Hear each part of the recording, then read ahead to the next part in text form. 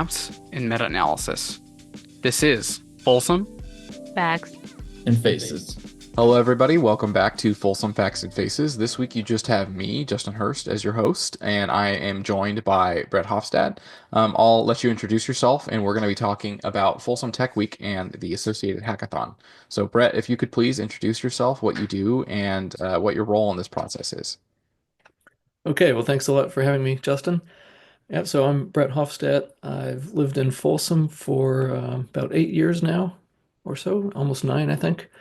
And my background is aeronautical engineering and systems engineering. And I'm also a project manager, PMP, certified project manager. And I'm also a professional engineer. And my day job is working as an engineer with the state agency. But before coming here to California, and since also I've been involved in a lot of innovation, enterprise level and community level innovation efforts and initiatives. One of them, since coming here to Folsom, is helping with the NASA Hackathon or NASA Space Apps Challenge. It's an annual international hackathon, which we'll get into, to encourage people to form teams in their communities and solve problems that help NASA and thereby help all of humanity on Earth and beyond. And before that, I'll just say I also, most of my career was spent at Boeing, an aircraft company, and I was involved in a lot of innovation efforts in that company toward the end of my career, which also included hackathons there and bringing innovation into the company, such as 3D printing, crowdfunding. I actually figured out a way to bring that into the company to pool budgets from around the company to specific projects. So a lot of fun things there. And so for Folsom, I really love Folsom. It's a tech-friendly, prosperous city, lots of huge opportunities, smart people doing great things. So I'm really excited that some other people have taken up the lead to create this Folsom Tech Week coming up the last weekend of February. It's February 24th that week this year. And a key part of that will be a hackathon that happens on Monday, where people across the community come to solve challenges that benefit the city, benefit us as residents, and people that live and work here and enjoy recreation. And so I'm excited to talk about that because it's, I think, the perfect thing that the city will benefit from. And the more people know about it and get involved, the better we'll all be. All right, Brett, I'm definitely interested to dig a little bit into that hackathon, but maybe putting a pin in that. What are all of the events that will be scheduled during this week? All right, so Folsom Tech Week uh, happens February 24th through the 28th. The website is folsomtechweek.com. Really easy to remember. So I encourage everyone watching and listening to this to go there. And so the idea is to bring real world impact to Folsom, people that live here and work here, to help tech-friendly or entrepreneurial people, or even also city employees and community members access the resources that we have available to us here in Folsom and make connections with people who can help and provide expert guidance to people who are looking to do more within Folsom and the technology world. So I'll give you a quick recap for the schedule. Monday is the hackathon, which is it's like a Doge inspired hackathon with the theme of about doing more with less in terms of budgets, for our city, which, as you know, hopefully everyone listening to this knows, we have a fiscal crisis with the city of Folsom. So this hackathon is that's a huge motivation for this hackathon to help us do more with less and solve our budget challenges or help deliver solutions within our constrained budget. And there's also going to be, um, well, we'll get into the hackathon, but that's the focus of Monday. Then on Tuesday, there's a lot of networking events and some community events. Then Wednesday is what I see as the biggest, like heavy hitter day in the schedule. There's going to be a keynote speaker, Sadie St. Lawrence. She's a great woman who's done a lot of things in tech. There's a founder and funder breakfast that's restricted access, but if you're looking to meet a venture capitalist or investor, or if you're a tech or company founder.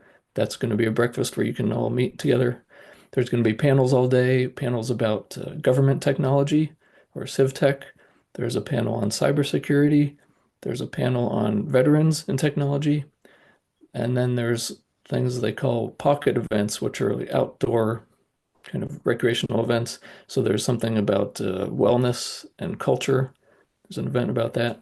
There's a sake tasting event with Kikuman talking about AI at that event. There's a creators workshop for creative people, and there's going to be paddle boarding, right, like in the scene behind you there in your screenshot.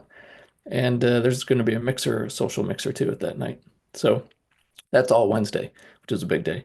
And Thursday, there's going to be more panels. There's going to be a panel for connecting people with local resources. So it'll include people like Joe Gagliardi from Choose Folsom, uh, people that run local institutions. Also, there's going to be a healthcare panel. There's going to be a startup pitch. If you are an entrepreneur with a company, you want to get some practice or get some potential prize money for your startup. There's a pitch competition for that. There's a panel on applied AI. There's going to be a tour of the Makers Lab at Folsom Lake College, which is a huge, fantastic resource that we have here in Folsom, Folsom Lake College. And there's going to be another sake tasting event with people from Inductive Automation, which is a great tech company leader in Folsom that a lot of people don't know about, but it's a global leader in what they do. And there'll be more paddleboarding, and then there's a 90s dance party at the end on Thursday night. So that's a fun day. And then on Friday, last day, there's going to be a speech by the president of Folsom Lake College, Dr. Art Pimentel. There's going to be another panel discussion about semiconductors and computer hardware, which hopefully Folsom is trying to bring that business and more of that, promote that in our area here. And there's going to be a job fair at Folsom Lake College for job seekers and companies, which is another fantastic event to have to benefit here in Folsom. And then last thing of the day, there's going to be office hours with investors for one-on-one meetings if you're looking for an investor for your company. So that's a big full week, and I really salute Matthew Matthew Broughton. I think I hopefully pronouncing his last name right. Um, I'm sorry, Logren with an L, Matthew Logren. He's also the key organizer behind the TEDx conference that happens in Folsom. So he's been a real driver behind this. And Sadale Turbovsky is helping a lot. And Justin Fortier, another Justin, he's the head of FYC Labs, development lab. He's a key person. He's really the driver behind the hackathon also. So Awesome. Well, I know there seems to be a lot of sake mixers, so is one of the organizers a big sake fan? maybe, I don't know. It's Okay. not, well, we have Kikuman here, so Yeah, makes sense. it's So, really yeah. benefiting from the unique Mhm. and attractive resources and companies we have here in Folsom. So Mhm. I'm all for that. Yeah. Makes sense. So, for folks that are interested in attending any of these events, is that just all on the website? Do you need to buy tickets? Do you just show up? How does that work? So what you do is go to folsomtechweek.com, and the way they've organized it this year. So this is the first year it's happened. So it is an experiment in a lot of ways, but they really, Matthew and everyone has done an amazing job with the program. The way the admission is working is it's just one flat fee for the whole week to keep it simple. And I believe it's 65 or $69, something under 70 bucks, which is a great deal. So you just pay that once, and then you can register for the individual events. And some of them might have a cap or a limit, but I've been hearing that a lot of people are registering for the event, and the more the better. So folsomtechweek.com is the place, and then it will guide you through there. They did a great job laying out the website and finding things there. We'll make sure we also put a link in our description when we post this podcast episode. But for those that are interested in maybe some of the more competition-oriented events, is there any sort of additional registration that goes along with that, or is it all through the same form? Well, you start at folsomtechweek.com. And then there's a separate button to register for the pitch competition. You have to submit yourself for that. I think for the founders breakfast, you have to submit yourself for that because that's a limited number. For the other events, I think they also want you to register so that they know what the head count is. But as far as I know, I might be wrong, but I believe once you pay that initial fee, there's no extra cost to do anything else. Okay, that sounds good. I guess my last question on the Folsom Tech Week is you said this is the first year of doing it, and it sounds like there's been a lot of just other tech related things that have been happening in Folsom. As you said, there's a lot of industry around that. How was the concept of this Folsom Tech Week? Like, how did that start? And, what gave you the inspiration to basically like put on this series of events and identifying what specifically would be appealing to people? Okay, well, unfortunately, I'm not the best person to answer that, Justin. We should talk to Matthew uh, Logrum about that. But um, so unfortunately, all I know secondhand is that um, we have so many great opportunities here in Folsom with technology. We have companies that are already doing great things, and we have people that are very talented. So I presume, although I don't know for sure, but I think one motivation is the Intel campus and workforce we have here. Intel has been going through some challenging times, right? And they're having layoffs.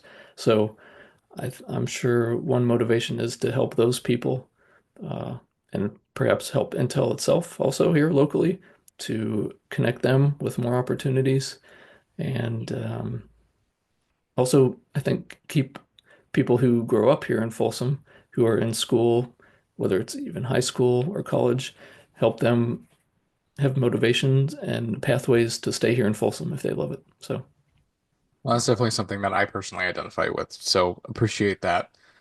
Let's get into that hackathon a little bit now. So I guess just starting at a high level, what is a hackathon? What's the point of it? so a hackathon is a focused burst of effort to create something new. Uh, Usually it's in a fixed time frame. So it could be a day, it could even be a few hours, or it could be several days, up to a week, perhaps. The background has some roots with something called agile development, which was a way that a lot of software development is made now, where it's about rapid iteration and constraining yourself with time so that you make the scope and everything else fit within that time block.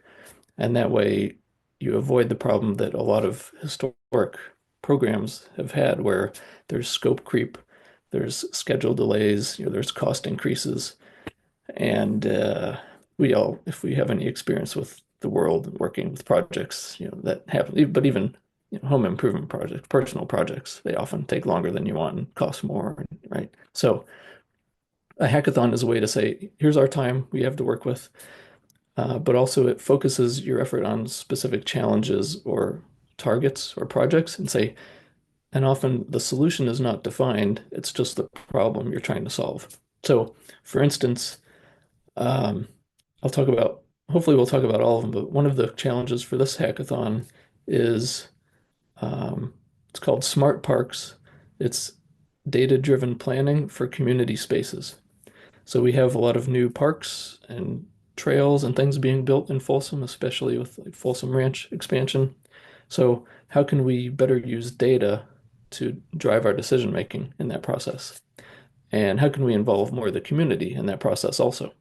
So one of the challenges is about figuring out how we can do that, offering solutions. So with a hackathon, another key attribute usually is that people assemble from many different backgrounds. They could be technical, they could be non-technical, they could be artistic, right?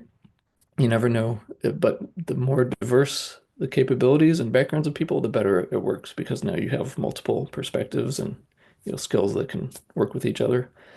And also in a hackathon, so you'll probably meet and work with people you have not worked with before because people form their own teams often within the hackathon right there at the event based on just their shared interest. So, um, so I have some sense of how this will go for us in the Folsom Tech Week, but it's always unpredictable too. There's things you don't expect, but they're usually good surprises, which I've found, which is a great thing about hackathons. You never know what you're going to get, but it's usually good. So and so people come together, they form teams, and they work on these projects. And again, the idea is you have to decide what to do, you work on it, and you have to finish it, or at least have a prototype or something to show at the end of the time frame.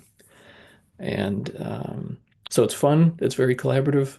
There's people working together. You can also work as an individual. Sometimes people do that if they just have a project and they're just going to tackle it themselves. That's possible. But it's really like an innovation sprint or collaborative process, and hopefully that gave you a sense of it. But ask me more if you want. Yeah, I think so. Are there any maybe more prominent hackathons that you can point to that folks may be more familiar with? I know, like I've never been to a hackathon, but I've heard of them before, and I guess I'm just curious in your experience with some of the products that come out of these hackathons. Like, how often do they seem to be implemented? Hmm. Well, um, let's see. I know some of the ones I've been involved with. I'll mention the NASA Space Apps Challenge again. That is a global event that happens every year, and uh, some of the things, and that's just for a weekend. It's a Saturday and Sunday in October. And so some of the things that have come out of that are new websites that didn't exist before that can integrate data from NASA and then make an interface so you can interrogate that data and search through it and find things you want, like could be solar flare information, could be satellite data. One of the teams from our Folsom hackathon this last year, the Space Apps Challenge, they built, they used NASA data for one of the satellites going around the Earth and downloaded the tracking data and then built an app and logic to identify every time that satellite flies over Folsom. So you could look for it. So that was fun, but that was just a weekend project for the team. So um, let's see. So I'll give you a little bit of history though with innovation, if I could. Um, One of the roots, I would say, or genesis of the idea of a hackathon is, again, giving people just a short burst of time to do innovative projects. So companies like 3M and Google have done this for many years, where they would allow their employees to have up to 10% of their time to do whatever they wanted.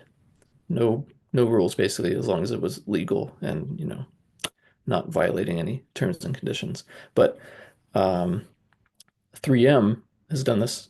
They did it for many years, and one person's 10% time project was the idea of reusing adhesive that would reuse itself many times. It wasn't just a one-time use.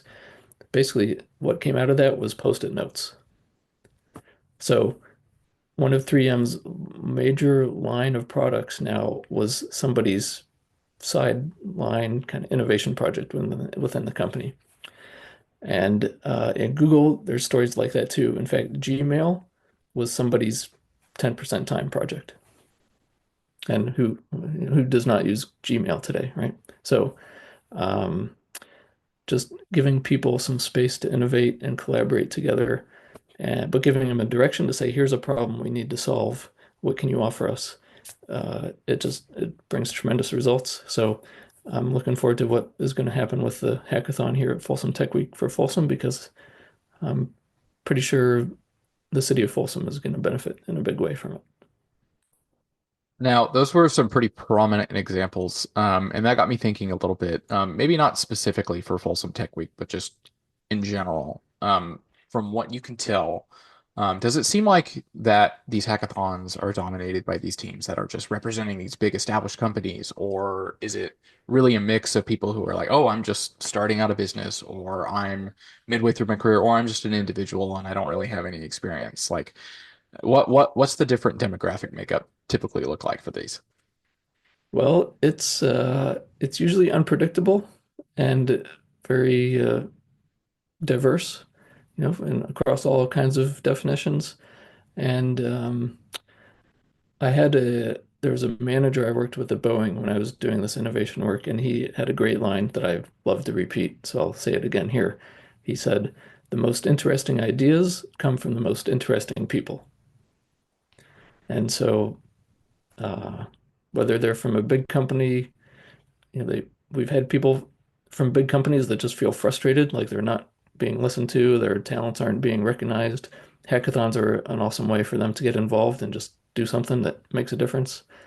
There's people who are just the quiet, reserved type that you really can't assume it's hard to tell that they are bringing anything to the table, so to speak, but they can be a real asset, and innovator with some great ideas or great skills. So part of a hackathon is also setting expectations for people to say, hey, we're going to be working together. Please be supportive of people. Look for ways to include people, and some people need more help and encouragement to bring out what their talents are, their skills, or their interests. Um, but I think the only safe assumption is to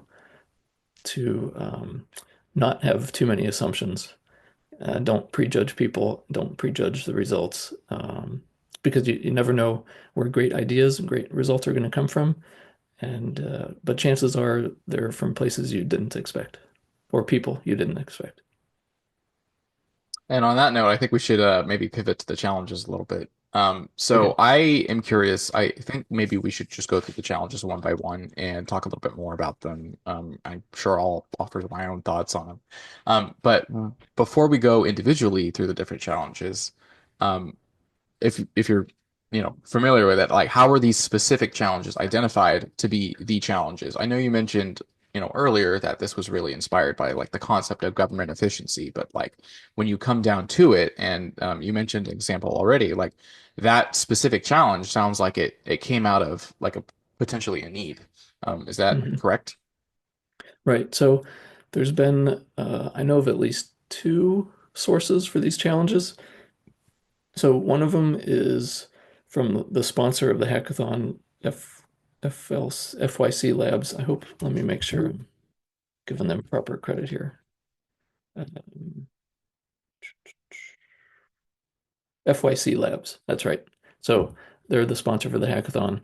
So they are a development shop, development lab for software coding and other apps. So, um, and there's another Justin who runs that company, Justin Fortier. But he said that his own lab has some opportunities that they see that can benefit Folsom and benefit themselves. It's really about looking for win-win opportunities too. So some of those challenges came from him and said, here's something we really want to do, but we need help to bring our team in and just have a focused day of effort. It's just say, here's our project we're going to do. They're basically contributing their own manpower and skills to the hackathon. So that's great. Another source was another Justin Rathel, a city council member of Folsom. And so he's a relatively new council member, but he's learned a lot about the city, knows a lot about the city. So he proposed some things that said, here's what I see would benefit the city if we can have the community come together and tech people and make some solutions for this. That would be awesome. So I think between those two people, that explains most of them. Suggestions were everywhere in the city of Folsom. I don't know what happened. Yeah. Yeah, I guess it just all worked out. Now, let's go through the challenges, in whatever order you're most comfortable with. Okay. I'll just list them on the way they appear on the website. But here again, I'll give a website plug. It's folsomtechweek.com/hackathon. You can go there and then you'll see all these. And the team did a great job. I don't take any credit for this. It was other people, but within each challenge, there's pull downs where you can identify, why was this selected? What are resources you can use for it. Where's the data access if you're using some data mining, and some other tabs there for each one. So, and a description basically elaborating on what the challenge is about. So, folsomtechweek.com/hackathon, you can go there. The first one is called Civic AI Advisor. It's an AI chatbot for the Folsom website, Folsom City website. And we don't have one of those yet. So that seems like a great addition if we can get that to happen. Next one is Smart Civic Response. It's analyzing see-click fix data for optimized resource allocation. So I love see-click fix, and not everybody knows about it in Folsom. So if you haven't heard about it, you should check it out.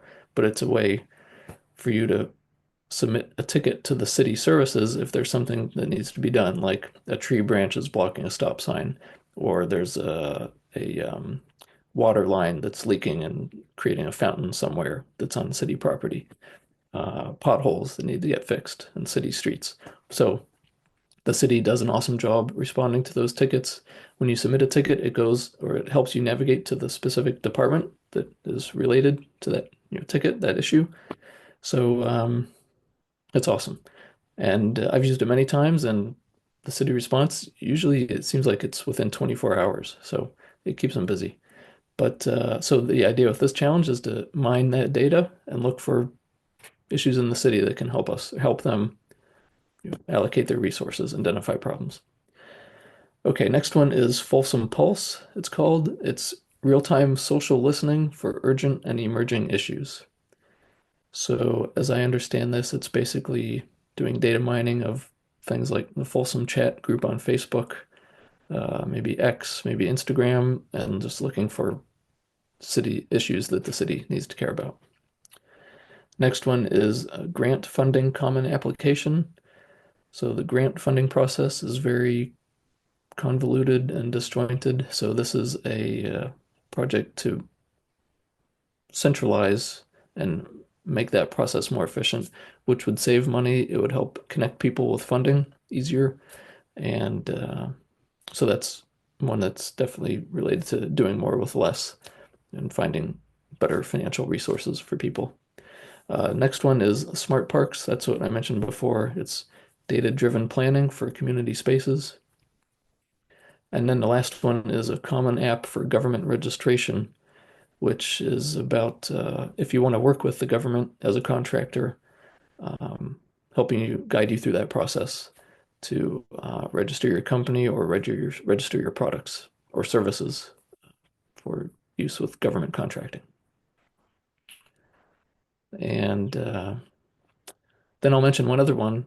I'll say it'll be on the schedule. It's not yet. I have to work on it.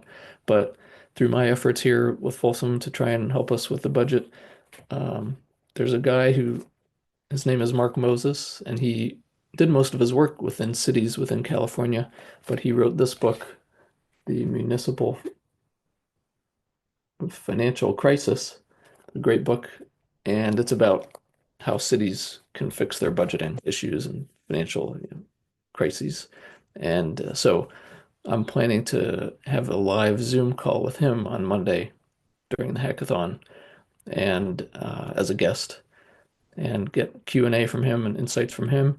And then my goal is for the rest of the hackathon day to take that recording, edit it into a video, add my own summary of the book and his knowledge there, and then publish that to YouTube. And then everyone can benefit from that, hopefully, including people like on the upcoming finance commission, if there is such a thing in Folsom. So, how's that? I very much appreciate that last challenge. As someone who's interested in the budgeting space and approaching that issue. Going through one by one, maybe in a little bit more detail. I wrote them all down as you were saying them, so I'll try to have some insightful questions on each of them.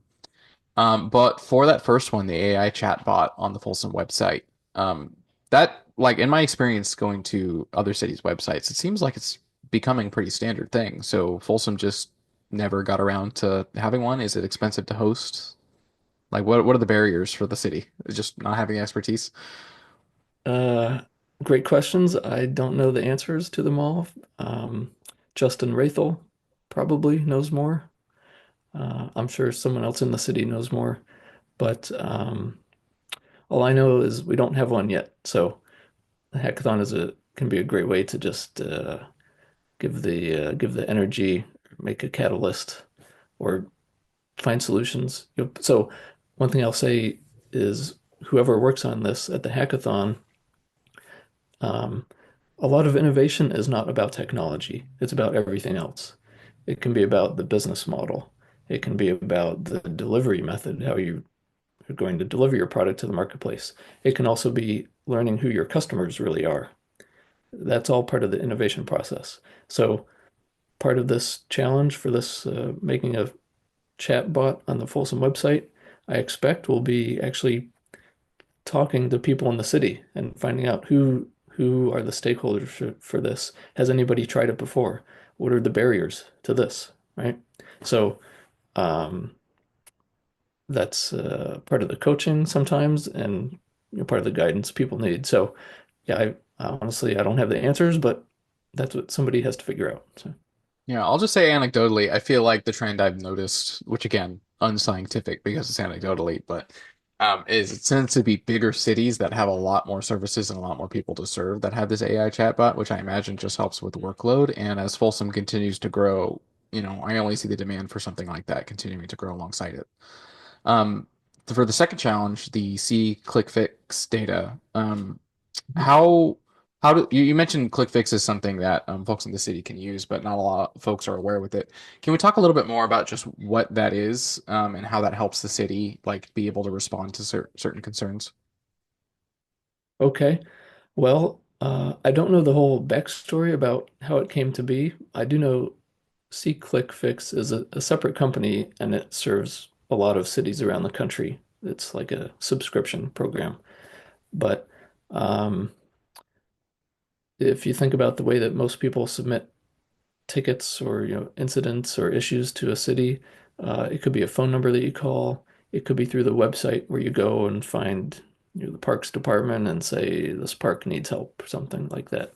Um, it's usually kind of clunky and cumbersome, and now with everybody with a smartphone in their hands, uh, it's helpful to take a picture of something, and even you can have that picture geotagged so they know where the problem is.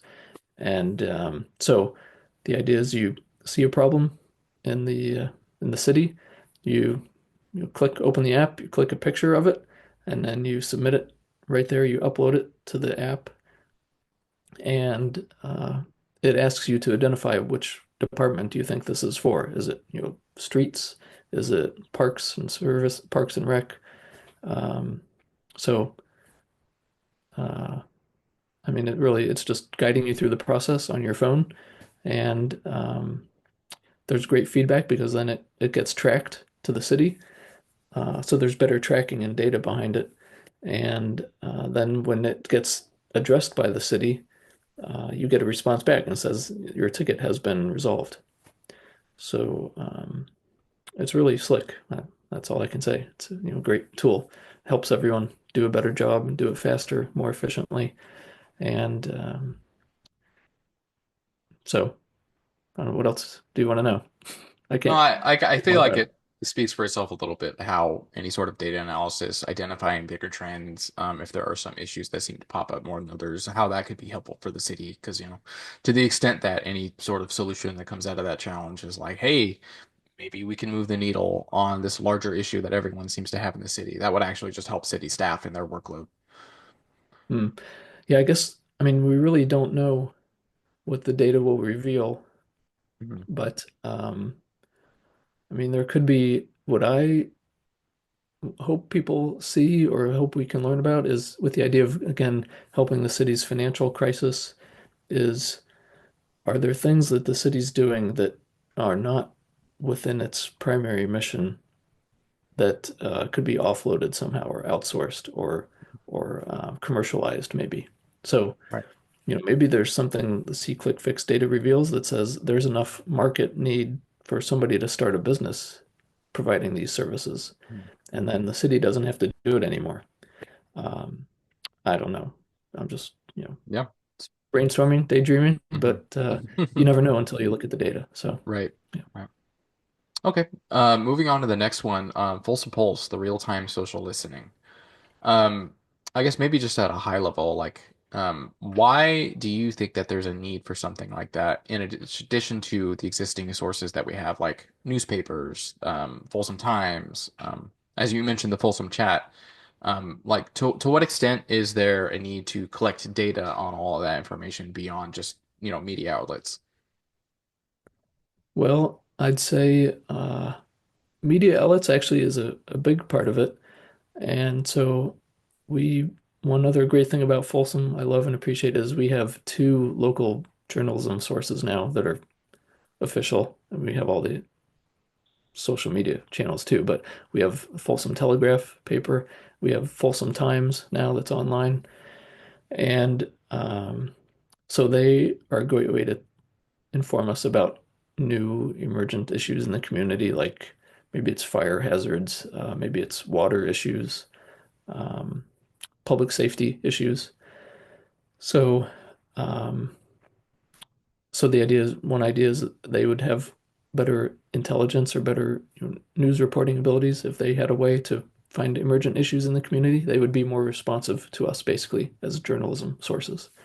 Uh, but it could also help Folsom City with the emergency response with fire or police if there's let's say there's a unexpected crime wave, something happening like organized crime in the city. Um, it might not, the way it might first appear is by people on Folsom Chat saying, "Hey, my house was broken into," or something, "My car was broken into." But if there's a trend, that a pattern that's detected through this new tool that somebody can build, then the police can be more proactive about it. And so that's an example.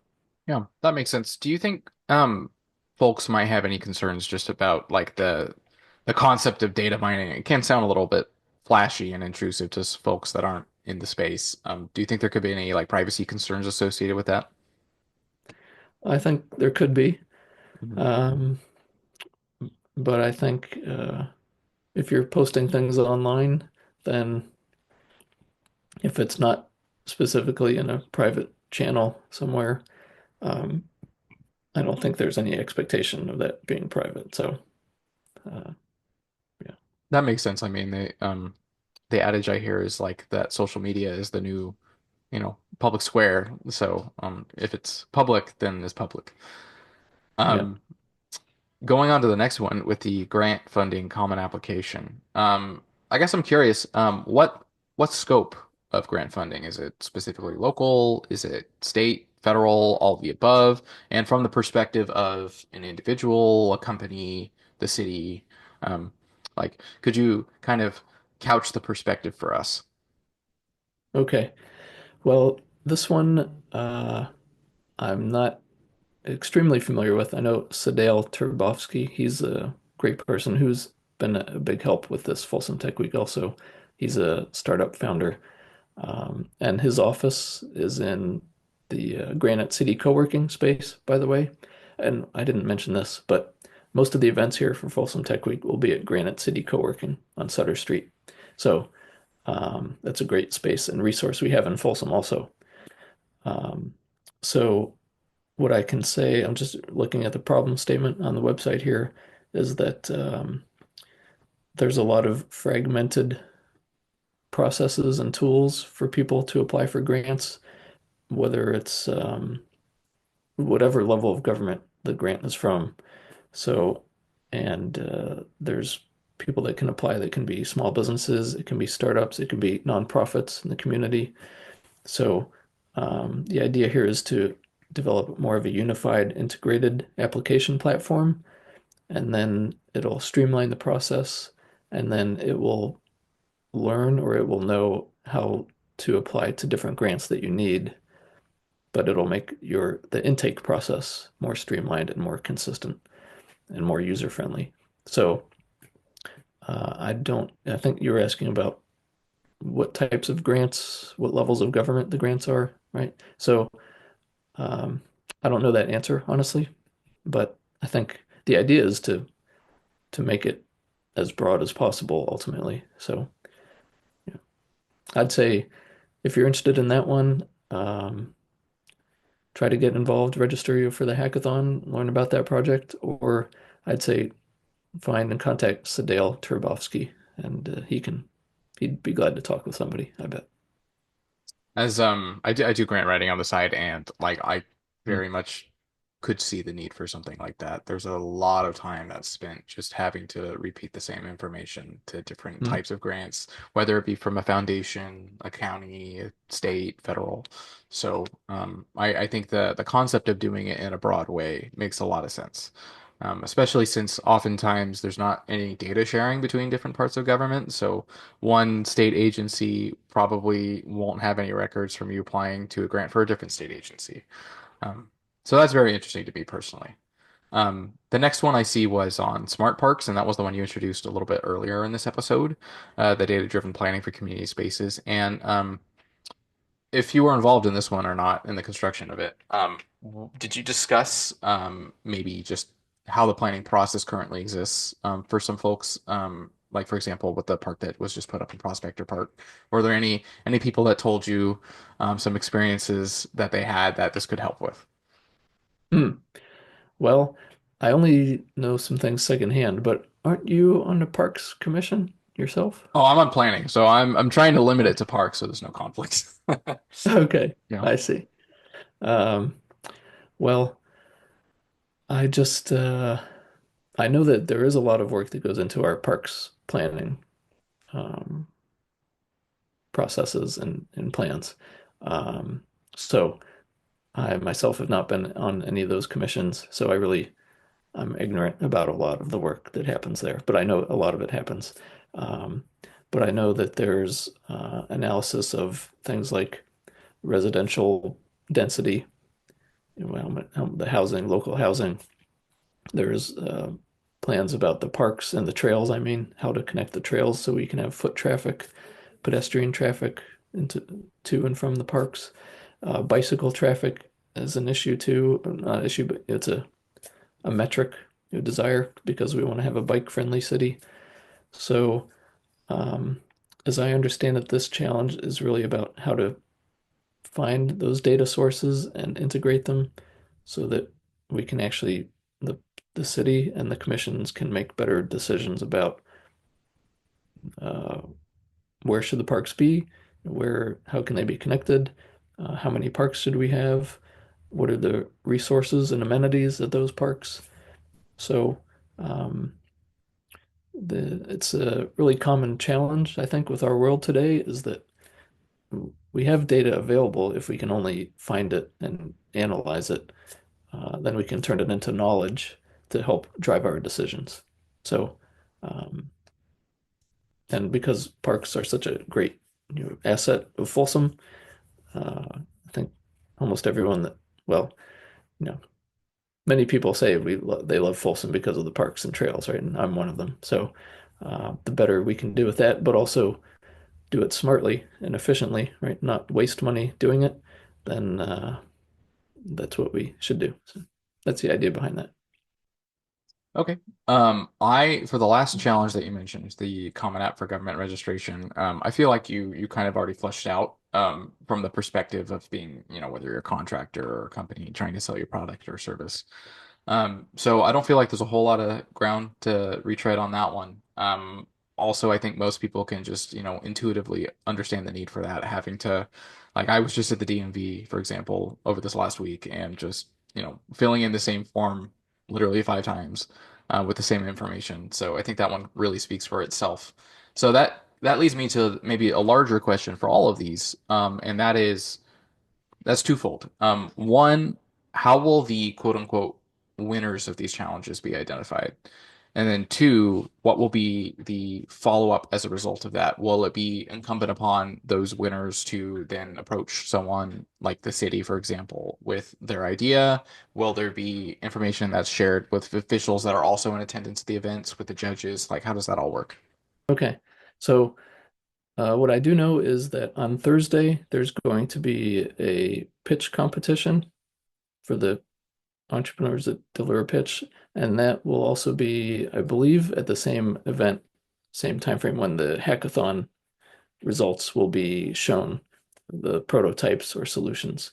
And so I don't know everybody who will be in the room, but I do know the intent, the goal there is to have people in the room like Justin Rathel from City Council and some investors, other people from the city to look at what's been done, what's been produced, and then um, yeah, then in some cases that's when the real work will begin to try and adopt these into the city or to commercialize something maybe or to just get more promotion for it. Yeah, so there is thought being put into what happens next after the hackathon, but I think Thursday will be a big day for that, and we'll see what happens. But I'll definitely be rooting for things that have merit, to continue. And I think anyone in the community who cares about these problems and solutions, if they can be there on Thursday to see what happens, uh, that would be great. But then also, I would say stay tuned on LinkedIn and I think X, wherever else Folsom Tech Week is promoting itself and sharing results. Um, I know they're on LinkedIn. Um, then we can all help things move forward if we like them. So. Awesome. Well, thank you for your time today, Brett. Are there any final thoughts? I feel like we covered a lot for Folsom Tech Week and especially the hackathon. If there's anyone else you'd like to shout out or anything that we didn't mention, please let us know. Okay, well, I'd say I appreciate your time, Justin, everything you're doing, and I'd say people should go to folsomtechweek.com and sign up. And if you can, just pay the modest registration fee. That gives you access to the whole week. Tell your friends and coworkers and colleagues about it. And if you have a concern or something you think you can contribute to Folsom that needs to be heard more or included more, then pick yourself, get involved, and take initiative. So, All right. Thank you so much, Brett. I'm looking forward to seeing all the results myself of this. Catch you all next all time. right.